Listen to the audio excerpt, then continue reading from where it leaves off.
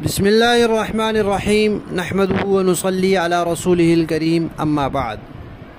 تعارف سورہ فتح پہلا حصہ ہم سن چکے ہیں، یہ ہے دوسرا حصہ کہ حضرت عثمان کی شہادت کی افواہ آئی تو مسلمانوں نے جہاد کی اور موت کی بیعت کی اور جہاد کے لیے تیار ہو گئے، پرجوش ہو گئے۔ ادھر مکہ والوں نے اپنے ایک بندے کو بھیجا تھا نبی پاک صلی اللہ علیہ وسلم کی خدمت میں، تو نبی پاک صلی اللہ علیہ وسلم نے اس کو بتایا کہ بھئی ہم صرف عمرہ کرنے آئے ہیں، عمرہ کر کے چلے جائیں گے، کوئی لڑائی کا ارادہ نہیں ہے۔ یقین تھا ان کو کہ یہ سچے ہیں اور سچ بول رہے ہیں، جو کہہ رہے ہیں وہی کریں گے، لیکن بس انہوں نے ایک ضد پکڑی ہوئی تھی کہ ان کو نہیں آنے دینا۔ پھر انہوں نے ایک دوسرا آدمی بھیجا، ان کے ہاں قربانی کے جانوروں کا بڑا احترام ہوتا تھا۔ جب آپ صلی اللہ علیہ وسلم کو معلوم ہوا کہ ان صاحب کو بھیجا گیا اور وہ آ رہے ہیں تو حضور نے فرمایا کہ قربانی کے سارے جانور ایک لائن میں کھڑے کر دو۔ اب انہوں نے کھڑے کر دیے۔ اب دور سے ان صاحب نے قربانی کے جانور دیکھے تو وہ وہیں سے واپس چلے گئے اور مکہ والوں سے جا کر کہا کہ بھئی وہ تو عمرہ کرنے کے لیے آئے ہیں، جانور قربانی کے ساتھ لائے ہیں، عمرہ کرنے والوں کو تو کبھی کسی نے نہیں روکا، تم ان کو آنے دو۔ تو مکہ والوں نے اس کو باتیں شاتیں کر کے خوش کیا اور مسلمانوں کو آنے کی اجازت نہیں دی اور اپنی ضد پر اڑے رہے۔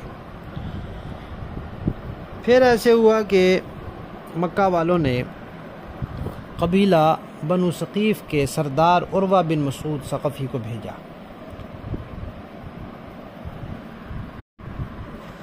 اب وہ آیا، اس نے آ کر نبی پاک صلی اللہ علیہ وسلم سے باتیں کی، بڑا باتونی تھا، کہا کہ دیکھیں اگر آپ قریش سے لڑائی کریں اور ان کو ختم کر دیں تو آپ کی اپنی قوم ہی ختم ہوگی، یہ کون سی کوئی اچھی بات ہے، اور یہ جو لوگ آپ کے گرد جمع ہیں یہ آپ کو چھوڑ کے ادھر ادھر چلے جائیں گے، پھر آپ اکیلے رہ جائیں گے۔ جب اس نے یہ بات کہی نا صحابہ کرام کو بڑا غصہ آیا۔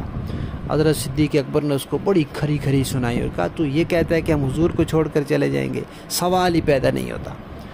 پھر وہ دیکھتا رہا وہاں، تو اس نے جا کر مکہ والوں کو کہا کہ میں دنیا کے بڑے بڑے بادشاہوں کے درباروں میں گیا ہوں، قیصر و کسریٰ اور نجاشی، ہر جگہ گیا ہوں، روم میں، ایران میں، شام میں، کہاں کہاں میں گیا ہوں، لیکن میں نے کسی بادشاہ کی عزت کسی قوم کے دل میں ایسی نہیں دیکھی جیسی محمد کی عزت اس کے ماننے والے کرتے ہیں۔ وہ اس کے وضو کا پانی نیچے نہیں گرنے دیتے۔ یہ ناممکن ہے کہ اس کے ساتھی اس کو چھوڑ کے چلے جائیں، تم اپنا سوچ لو کہ تم نے کیا کرنا ہے۔ اب مکہ والوں نے کہا کہ یہ عجیب بات ہے، پہلے ہم نے ایک بندہ بھیجا تھا، وہ آ کے ہمیں نصیحتیں کرنے لگ گیا، اب یہ دوسرے بندے کو بھیجا، اب یہ بھی نصیحتیں کرنے لگ گیا۔ تو انہوں نے ایک اور بندے کو بھیجا، اس کا نام تھا سہیل۔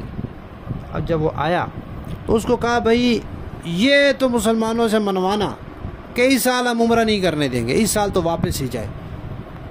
وہ بڑا چلاک آدمی تھا۔ خیر جب اس کو آتا دیکھا نبی پاک صلی اللہ علیہ وسلم تو اس کا نام تھا سہیل۔ سہیل سہل سے ہے، اس کا معنی ہے آسانی، تو حضور نے اس کے نام سے اچھا معنی مراد لیا اور کہا کہ بھئی اب اللہ تعالیٰ انشاءاللہ آسانی فرمائیں گے کہ بات کوئی لگے گی ٹھکانے۔ اب جب وہ آئے اور کہا کہ بھئی عثمان زندہ ہیں، وہ شہید نہیں ہوئے، آپ ہمارے قیدی چھوڑ دیں، ہم ان کو چھوڑ دیتے ہیں۔ تو حضور نے کہا قیدی چھوڑ دو، چھوڑ دیے، انہوں نے حضرت عثمان کو رہا کر دیا، وہ تشریف لے آئے۔ اب وہ سہیل جو تھا وہ نبی پاک صلی اللہ علیہ وسلم سے گفتگو میں اچھے لہجے سے بات کر رہا تھا، سلجھے ہوئے سے، سنجیدہ سے، ادب کے ساتھ لحاظ رکھ کے بات کر رہا تھا۔ درمیان میں ایک دفعہ اس کی آواز اونچی ہو گئی تو ایک صحابی تھے، انہوں نے اس کو ڈانٹا، اس کو کہا کہ حضور کے سامنے آواز اونچی نہ کرو، یہ برداشت نہیں ہوگا ہم سے۔ بہرحال بات چیت کرتے کچھ شرائط اس نے پیش کی، نبی پاک صلی اللہ علیہ وسلم نے کچھ سمجھایا اس کو کہ بھئی انصاف کی بات کرو، لیکن وہ جب ضد پر اڑا رہا تو حضور نے وہ شرائط منظور کر لی۔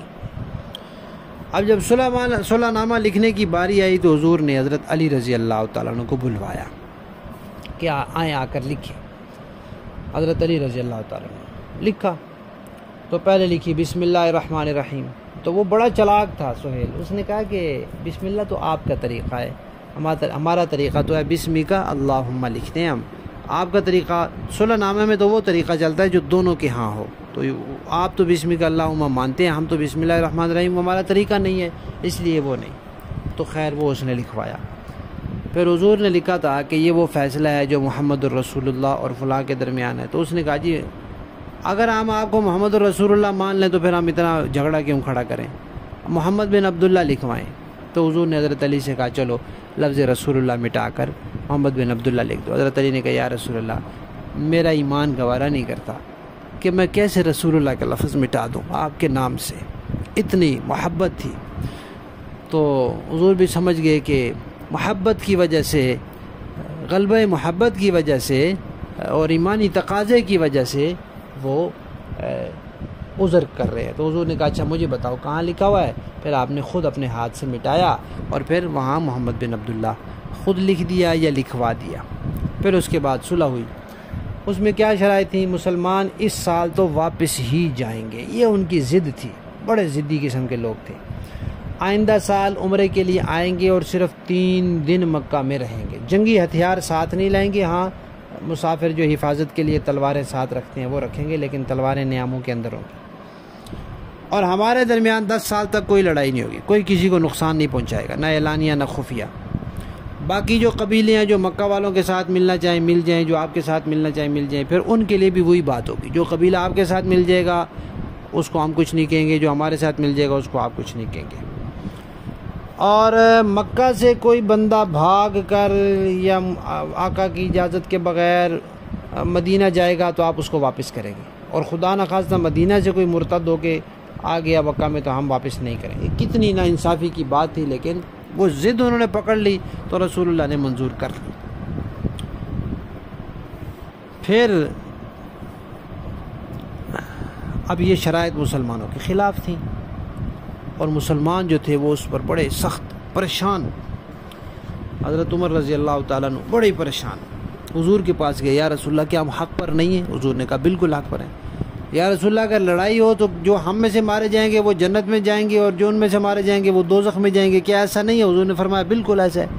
تو کہ یا رسول اللہ پھر ہم ابھی ذلت کے ساتھ کیوں ہم صلح کر رہے ہیں؟ حضور نے فرمایا عمر میں اللہ کا رسول ہوں, اللہ کے حکم کی خلاف ورزی میں نہیں کر سکتا, اللہ مجھے ضائع نہیں کریں گے.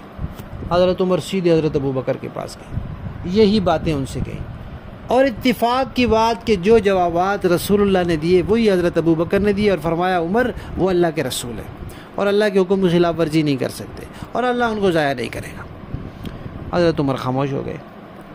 ابھی اس معاہدے کے اوپر دستخط وغیرہ نہیں ہوئے تھے کہ وہ جو بندہ تھا سہیل, اس کے بیٹے تھے حضرت ابو جندل, وہ مسلمان ہو چکے تھے اور اس نے ان کو بیڑیوں میں باندھا ہوا تھا, وہ آنے نہیں دیتا. وہ کسی طرح بیڑیاں کھلوا کے آ گئے, بیڑیاں بندھی ہوئی, زخمی ہوئے ہوئے, حال برا ہوا ہوا. اب ان کو دیکھ کر مسلمانوں کے دل اور پریشان ہو گئے. اللہ اکبر. اب اس نے کہا کہ بھئی ہمارا معاہدہ ہو چکا ہے, اس کو واپس بھیجو. حضور نے کہا بھئی ابھی تو معاہدے کے اوپر دستخط نہیں ہوئے, دستخط کے بعد معاہدہ, جب دستخط ہو جاتے ہیں اس کے بعد سے وہ شمار ہوتا ہے, ابھی نہیں ہوئے, ابھی صرف بات چیت ہوئی ہے ہماری. لیکن وہ اس کا بیٹا تھا, اس نے ضد پکڑ لی, اس نے کہا نہیں پھر ہم صلح نہیں کرتے. حضور نے کہا اچھا اللہ ٹھیک ہے اس کو واپس بھیج دیں. پھر ان کو تسلی دی, انہوں نے کہا یا رسول اللہ مجھے واپس بھیج دے, میں اتنے ظلم و ستم سے نکل کر آیا. آپ نے تسلی دی کہ بھئی اللہ کا حکم ہے, ضرور اللہ تعالیٰ آپ کے لیے آسانی پیدا کریں گے, اور یہ تو انفرادی تکلیف اٹھا رہے ہیں, اس میں اب پورے اسلام کے لیے اور سب مسلمانوں کے لیے آسانی ہوگی, خیر ہوگی. تو اسلام اور مسلمانوں کے لیے جو آسانی اور عافیت ہے اس پر کے لیے اپنی قربانی کو تھوڑا سا بڑھا دو, کچھ اضافہ کر دو, کچھ اور تکلیف برداشت کر لو. اب وہ واپس چلے گئے. پھر نبی پاک صلی اللہ, اب یہ صورتحال دیکھ کر صحابہ کرام کی عجیب حال ہو گئے. وہ تو وہاں سے آئے تھے, حضور نے فرمایا تھا کہ اب یہ چڑھائی نہیں کریں گی, ہم کریں گے. وہ تو وہاں سے آئے تھے کہ حضور نے خواب دیکھا ہے کہ ہم عمرہ کر رہے ہیں تو ضرور عمرہ کریں گے ہم. وہ تو وہاں سے آئے تھے جب حضرت عثمان کا پتہ چلا تو جہاد کا بھی شوق لگ گیا اور موت کی بیعت بھی کر لی, اب تو لڑائی کے لیے تیار ہے کہ بس تلوار نکالیں اور لڑائی کریں. اس سے پہلے بدر میں وہ دیکھ چکے تھے اپنا اللہ کی مدد, اور احد میں دشمن کو وہاں سے بھگا چکے تھے, خندق میں انہوں نے اللہ کی مدد دیکھ لی تھی, تو لڑائی کے لیے تیار تھے. لیکن نبی پاک صلی اللہ علیہ وسلم نے حکم دیا, صحابہ نے سر جھکا دیا. اب اس پریشانی میں وہ بیٹھے تھے تو آپ صلی اللہ علیہ وسلم نے کہا کہ چلو اب اپنے احرام کھولو، سر منڈاؤ اور جانور قربانی کے ذبح کرو، واپس چلے۔ صحابہ کرام اتنے پریشان ہوئے یہ بات سن کر کے واپس چلے، اتنی ایسی صلح بھی کر لی پھر بھی واپس چلے۔ اب ان کے دل میں یہ تھا کہ ابھی اللہ تعالیٰ کوئی اور حکم بھیج دیں گے کہ لڑائی کر لو، جہاد کر لو، ابھی اللہ تعالیٰ کوئی حکم۔ وہ اس انتظار میں، رسول اللہ صلی اللہ علیہ وسلم اس انتظار میں کہ میں نے ان سے کہا ہے کہ یہ کام کرو، یہ کریں گے۔ آپ صلی اللہ علیہ وسلم خیمے میں تشریف لے آئے۔ ام المؤمنین حضرت سلمہ ساتھ تھیں، ان سے کہا کہ ایسا عجیب معاملہ ہوا ہے کہ کبھی نہیں ہوا۔ میں نے صحابہ کرام سے کہا ہے کہ احرام کھولیں، ٹینٹ کرائیں اور قربانی کے جانور ذبح کریں، تو وہ سارے بیٹھے، کوئی بھی ہلا ہی نہیں۔ تو حضرت ام سلمہ نے عرض کیا کہ مسلمان پریشان ہیں اور ان کے دل غم زدہ ہیں اور ان کے دل میں مختلف طرح کی باتیں ہیں، وہ شاید اس انتظار میں ہوں گے کہ بھی اللہ تعالیٰ کوئی حکم بھیج دیں گے۔ تو آپ ایسا کریں کہ آپ خود اپنے حلق کروا لیں، سر منڈوا لیں، احرام کھول دیں، اپنا جانور قربانی کا ذبح کریں، تو مسلمانوں کو یقین ہو جائے گا کہ بس اب یہی حکم ہے، تبدیل نہیں ہونا۔ بہت بہترین مشورہ تھا، نبی پاک صلی اللہ علیہ وسلم نے ایسے ہی کیا تو صحابہ کرام ایک دم سے جیسے ہوش میں آئے اور فوراً سب نے آپ صلی اللہ علیہ وسلم کے حکم پر عمل کیا اور حضور نے سب کے لیے دعا فرمائی۔ اب تقریباً اس میں 2-3 ہفتے لگ گئے جو نبی پاک صلی اللہ علیہ وسلم وہاں رہے، 19 دن 20 دن جتنا بھی۔ اس کے بعد پھر یہ قافلہ واپسی کو روانہ ہوا۔ جب واپسی کو روانہ ہوا تو تھوڑا سا باہر نکلے تو یہ سورہ فتح نازل ہو گئی۔ اللہ تعالیٰ نے فرمایا انا فتحنا لک فتحا مبینا، ہم نے آپ کو کھلی فتح عطا فرمائی۔ حضرت عمر بڑے حیران ہوئے، یا رسول اللہ کیا یہ فتح ہے؟ تو حضور نے فرمایا بالکل اللہ کا حکم ہے، یہ فتح ہے۔ تو فتح کی گویا کہ نوید ہو گئی، امید ہو گئی۔ اب فتح سے مراد آگے تو مکہ فتح ہے، 2 سال بعد مکہ فتح ہو گیا، لیکن اس کو اللہ تعالیٰ نے ظاہر نہیں کیا اور اشارے میں بتا دیا بس۔ لیکن یہ جو صلح ہوئی اس میں مسلمانوں کو بڑے فائدے ہوئے۔ ایک تو یہ کہ عرب والے جو تھے نا، مکہ والے، وہ تو پہلے مسلمانوں کو بس ایک باغی گروہ کہتے تھے، لیکن اب انہوں نے باقاعدہ ان کی حیثیت تسلیم کر کے ان کے ساتھ معاہدہ کر لیا۔ دوسرا یہ ہوا کہ جنگ بندی کے دوران مسلمانوں کو اسلام پھیلانے کا خوب موقع ملا، اور اسی کا نتیجہ ہوا کہ اس وقت تک نبی پاک صلی اللہ علیہ وسلم کو اعلان نبوت کیے ہوئے 19 سال ہو چکے تھے، اور 19 سال میں تقریباً 3000 لوگ مسلمان ہوئے تھے، اور اس کے بعد صرف 2 سال میں یہ تعداد 10,000 تک پہنچ گئی، اور مزید 2 سال گزرے تو یہ تعداد 1 لاکھ سے بھی اوپر چلی گئی۔ اور مسلمانوں کو ذرا اطمینان ہوا، مکہ والوں کی طرف سے ہر وقت خطرہ ہوتا تھا کہ ابھی حملہ کریں گے، ابھی کریں گے، تو پھر انہوں نے دوسری طرف دھیان دیا اور یہودیوں وغیرہ کے علاقے فتح ہوئے۔ پھر اسی طرح راستے کا امن نصیب ہوا، کوئی آ نہیں سکتا تھا مدینہ کی طرف، مکہ والے روک لیتے تھے، لوٹ مار کر لیتے تھے، تو اب راستے کا امن ہو گیا اور لوگ وہاں آسانی سے مدینہ تک پہنچنے لگے۔ صلح حدیبیہ کے کچھ وقت کے بعد ایک صحابی حضرت ابو بصیر مسلمان ہو کر مدینہ پہنچے۔ مکہ والوں نے اپنے بندے بھیج دیے کہ معاہدہ ہوا ہے کہ بندے کو واپس کرنے لگا، واپس بھیجو۔ حضور نے واپسی کر دیا۔ اب وہ جو تھے ابو بصیر، وہ تو اس معاہدے کے پابند نہیں تھے نا، وہ تو مکہ سے آئے تھے، لیکن حضور تو پابند تھے، حضور نے بھیج دیا۔ اب وہاں سے وہ آ گئے، رستے میں انہوں نے ان 2 بندوں سے ایک بندے کو کہا آپ کی تلوار بڑی خوبصورت ہے، اس نے دے دی، حضرت ابو بصیر نے تلوار پکڑ کے اس کی گردن اڑا دی، دوسرا بندہ بھاگ گیا۔ خیر وہاں سے حضرت ابو بصیر نکلے اور ایک جگہ راستے میں جا کر پڑاؤ ڈال دیا۔ اس طرح مکہ سے کوئی اور مسلمان آیا، وہ بھی بجائے مدینہ آنے کے حضرت ابو بصیر کے پاس چلا گیا، تو اس طرح کچھ لوگ وہاں اکٹھے ہو گئے۔ اب انہوں نے قریشیوں کا ناطقہ بند کر دیا، کوئی قافلہ ان کا جا رہا ہوتا تھا یہ پکڑ لیتے ان کو، کوئی بندہ جا رہا ہوتا یہ اس کو پکڑ لیتے۔ تو بالآخر وہ اتنے تنگ آئے کہ انہوں نے پھر حضور کو پیغام بھیجا کہ بھئی وہ جو معاہدے میں ہم نے وہ شق شامل کی تھی ہم اس کو واپس لیتے ہیں، ان لوگوں کو بھی آپ اپنے پاس بلا لیں، اور آئندہ بھی کوئی آئے تو اس کو وہیں مدینے میں رکھیے، ہمارا راستہ تو کھلے۔ تو یہ حضرت ابو بصیر کا انفرادی جہاد تھا۔ اس سے علماء نے یہ مسئلہ اخذ کیا ہے کہ اگر حکومت کی سطح پر جہاد کی ترتیب نہ بن سکتی ہو تو اس طرح انفرادی طور پر جہاد کرنے کی بھی اجازت ہے۔ تو یہ جو لوگ کہتے ہیں یہ حکومتی اس کے بغیر جہاد ہوتا ہی نہیں، یہ بالکل غلط ہے۔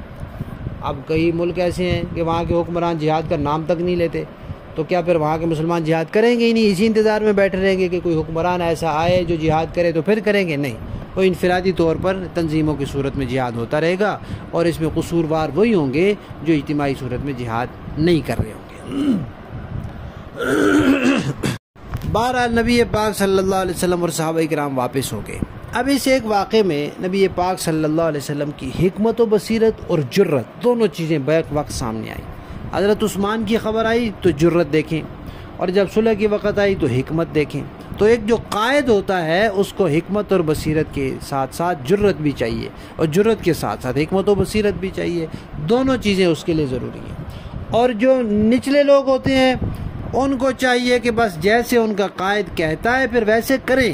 حضور نے کہا موت کی بیعت کرو، صحابہ نے کر لی، اس کے بعد حضور نے کہا چپ چاپ واپس چل پڑو، تو واپس بھی چل پڑے سارے۔ تو اس میں صحابہ کرام کی بھی دیکھیں کیسی ان کی اللہ نے پھر شان بیان کی، ان کی نبی پاک صلی اللہ علیہ وسلم کی فراست بھی اور صحابہ کرام کی فرما برداری اور تابع داری بھی سامنے آئی۔ اس لیے اس صورت میں اللہ تعالیٰ نے صحابہ کرام کے فضائل بھی بیان فرمائے، ان کے اوصاف بھی بیان فرمائے، اور ان کی تعریفیں بھی اللہ تعالیٰ نے کی ہیں۔ مشہور آیت جو ہے لقد رضی اللہ عن المؤمنین، وہ اسی صورت میں ہے۔